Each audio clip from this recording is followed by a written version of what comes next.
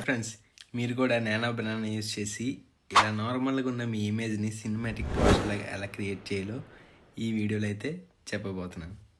Full video చూసేయండి. ముందుగా జెమినైని అయితే ఓపెన్ చేసుకుందాం.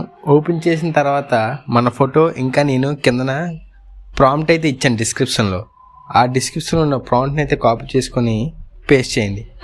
పేస్ట్ చేయగానే మనకి వితిన్ మినిట్స్లో మనకైతే ఫోటో అయితే జనరేట్ అయింది, చూసారా? కాకపోతే నాకు ఈ ఫోటో అయితే నచ్చలేదు, ఎందుకంటే నా స్మైలీ ఫేస్ని అదొక రకంగా చేసింది, అందువల్ల నాకు ఎందుకో నచ్చలేదు.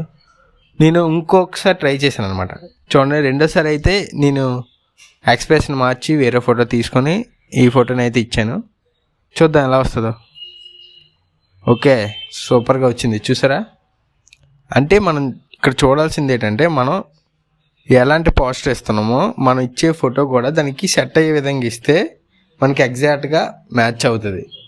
ఇలాంటి కంటెంట్ మీకు నచ్చితే లైక్ చేయండి.